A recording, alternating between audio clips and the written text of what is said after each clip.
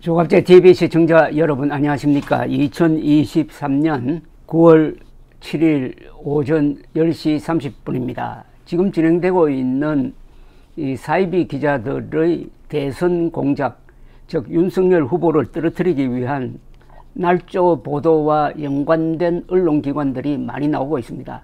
뉴스타파, 경향신문, MBC, KBS, JTBC 등등인데 JTBC가 처음으로 자신들의 잘못을 시인했습니다.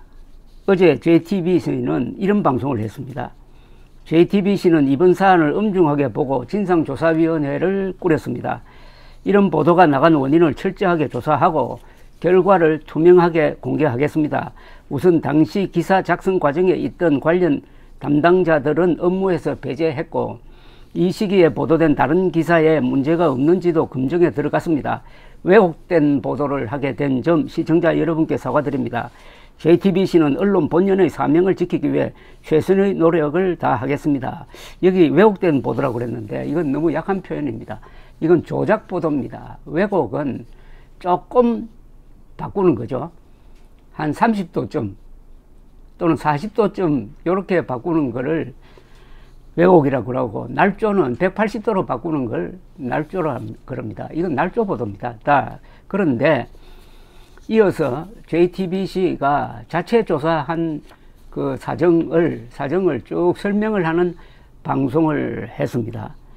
앵커가 이야기를 했는데 이것도 제가 소개를 해드리겠습니다. JTBC도 지난해 2월 부산저축은행 수사 무마 의혹을 보도했습니다.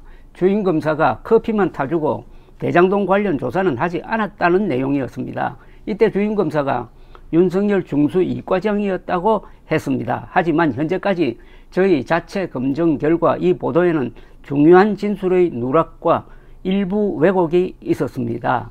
당시 보도 내용과 저희가 파악한 보도 경위를 이서준, 서복현 기자의 보도로 전해드리고 이어서 JTBC의 입장을 말씀드리겠습니다. 이렇게 나갑니다. 이서준 기자가 이렇게 보도를 합니다. 지난해 2월 21일 JTBC 보도입니다. 대출브로커 조우영 씨가 박영수 전 특검을 변호사로 선임해 수사를 제대로 받지 않았다는 내용입니다. 조우영 씨는 2009년 대장동 사업에 부산저축은행 대출을 알선했던 인물입니다. JTBC는 이 보도에서 주임검사가 조 씨에게 커피를 타주었고 대장동 관련 질문은 하지 않았다고 했습니다. 이 사건 주임검사가 당시 중수 이과장이었던 윤석열 대통령이란 사실도 함께 썼습니다. 이 내용은 2021년 11월 대장동 세력 핵심이었던 남욱 씨의 진술조서에서 나오는 것이었습니다. 2011년 박영수 변호사를 조 씨에게 소개해준 김만배 씨가 커피 한 잔만 마시고 오면 된다고 조 씨에게 말하는 걸 옆에서 들었다는 진술이었습니다. 남욱 씨는 이어 조사를 받고 나온 조 씨가 주임검사가 커피를 타줬다고 했고 그 사람이 윤석열 중수 이과장이라는 걸 김만배로부터 들은 것 같다고도 했습니다. 일주일 뒤에도 조 씨 측근들의 말을 인용해 비슷한 내용을 또 보도했습니다. 조 씨가 주임검사랑 커피를 마시고 금방 나온 걸 영웅담처럼 말했다는 내용이었습니다. 보도를 했던 봉지욱 기자는 당시 스튜디오에 나와 조 씨와 2시간에 걸쳐 인터뷰를 한 적이 있다고도 말했습니다. 여기 봉지욱 기자라는 사람이 핵심 인물입니다. 자, 이어서 서복현 기자가 계속 이어갑니다. 이거 JTBC가 자체 조사한 제1차 보고라고 보면 되겠습니다. 조우영 씨의 입장을 직접 들은 건 2021년 10월입니다. 봉지욱 기자가 주임검사 기사를 쓴 지난해 2월보다 넉 달 전입니다. 조 씨는 담당 검사는 박모 검사였다고 말했습니다. 윤석열 검사를 만난 적은 없느냐는 질문에는 없다고 했습니다. 하지만 이게 핵심입니다. 하지만 봉지욱 기자는 주임검사가 커피를 타줬다는 조 씨의 말을 들었다는 남욱 씨의 진술을 그대로 전하며 주임검사가 윤석열 당시 대검 중수 이과장이었다고 기사에 썼습니다. 이 대목입니다. 정작 검찰에 가서 조사를 받고 나온 조우형 씨는 담당 검사는 박모 검사였다고 했는데 이 봉지욱 기자라는 사람은 그걸 상무시해버리고 주임검사가 커피를 타줬다는 조 씨의 말을 들었다는 남욱 씨의 진술을 그대로 전하면서 주임검사는 윤석열 당시 대검 중수 이과장이었다고 기사에 썼다고 JTBC가 고백을 했습니다.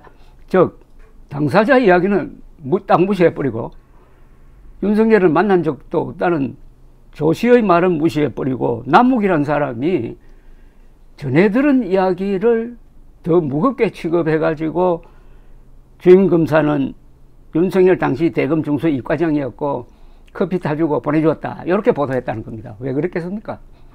여기서 JTBC의 운명이 아마 결정될 겁니다. 이거 고의로 봐야 되는 거 아닙니까? 그 고의는 뭡니까? 윤석열 후보를 떨어뜨리겠다는 게 JTBC의 사시였다. JTBC의 회사로서의 방침이었다라고 밖에 볼 수가 없습니다. 이런 황당무계한 조작을 해놓고 어제는 왜곡이라고 썼습니다. 날조죠. 날조. 범죄죠. 그것도 기사를 조작을 해가지고 당시입니다. 당시 야당 대통령 후보를 낙선시키겠다는 것 아니었습니까? 여기에 대해서 JTBC가 어떻게 책임질 거냐.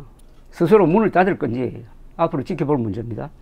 이어서 JTBC의 보도를 소개해 드리겠습니다.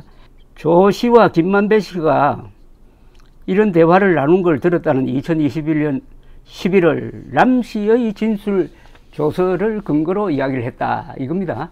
JTBC의 입장은 조 씨는 자신이 대검 중수부에 불려간 건 대장동 사건이 아닌 부산저축은행 부회장의 금품 수수 의혹 등 관련이었다고도 말했습니다. 그러니까 대장동 사건과는 아무 관련 없는 일로 갔는데 대장동 사건으로 엮으려고 했다는 이야기죠. JTBC가.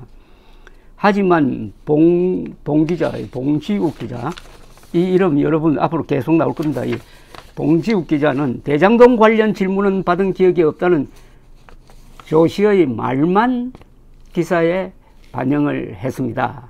그러니까 딱 JTBC의 사시, 즉 윤석열을 떨어뜨려야 되겠다는 그 방향에 맞춰가지고 취사 선택을 했다는 이야기죠. 조 씨는 2021년 11월 검찰에서도 윤석열 중수 이과장을 만난 적이 없다며 남욱 씨에게 윤석열 중수 이과장이 커피를 타줬다는 말을 한 적도 없다고 진술을 했습니다. 봉지욱 기자는 조 씨의 이 진술 조서도 확보했던 것으로 확인이 되었습니다. 그러니까 봉지욱 기자는 자신이 보도한 게 엉터리라는 것을 알고도 그 뒤에 정정을 하지 않았다는 이야기네요. 이 대목도 아주 중요합니다. 봉지욱 기자는 조우영 씨가 검찰에 나와가지고 2021년 11월입니다. 검찰에 나와가지고 윤석열 중수 이과장을 만난 적이 없다고 했다는 진술을 확보하고도 윤석열에게 유리한 이 이야기를 묵살하고 그 뒤에도 계속 윤석열에게 불리한 보도만 했다. 봉지욱, JTBC, 홍석현 등등 이런 사람들의 책임을 어떻게 법적으로 행정적으로 묻게 될 것이냐 하는 과제가 남았습니다.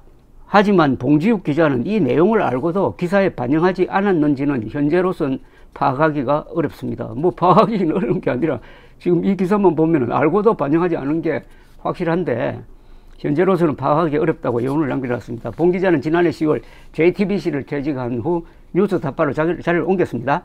앵커는 또 이렇게 이야기합니다. JTBC는 이번 사안을 엄중하게 보고 진상조사위원회를 꾸렸습니다. 이런 보도가 나간 원인을 철저하게 조사하고 결과를 투명하게 공개하겠습니다. 우선 당시 기사 작성 과정에 있던 관련 담당자들은 업무에서 배제했고 이 시기에 보도된 다른 기사에 문제가 없는지도 검증에 들어갔습니다. 왜곡된 보도를 하게 된 점 시청자 여러분께 사과드립니다. JTBC는 언론 본연의 사명을 지키기 위해 최선의 노력을 다하겠습니다. 한번 지켜보겠습니다. 이제 KBS, MBC가 어떻게 나오는지가 이제 궁금합니다. KBS, MBC가 그동안의 이 조작 보도에 대해서 어떤 회사로서의 책임을 지고 나올 것이냐. 여기에 KBS와 MBC의 운명이 달려 있습니다. KBS, MBC가 없는 세상에서 살고 싶습니다. KBS, MBC 백해무익한 존재 의미를 상실한 언론 폭력기관입니다. 사이비 기자란 말이 다시 이제 유행하게 생겼습니다. 사이비란 말은 한자로 쓰면은 비슷한데 아니다라는 뜻입니다.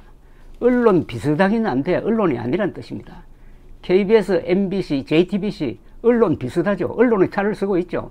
사실은 언론이 아닙니다. 이것은 선동기관입니다. 선동도 어마어마한 선동을 합니다. 정권을 뒤집어 엎으려는 선동을 하는 이런 기관은 이번에 없애버려야 합니다. 이거 어중간하게 해가지고는 안 됩니다. 5.16을 부른 원인이 여러 가지가 있는데 장면 정부 시절에 기자들의 횡포였습니다.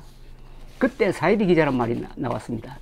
5.16 되자마자 정권을 잡은 군인들이 맨 처음 한 게 깡패 소탕하고 사이비 기자 잡아들이는 것이었습니다. 그때 얼마나 박수를 받았는지 모릅니다.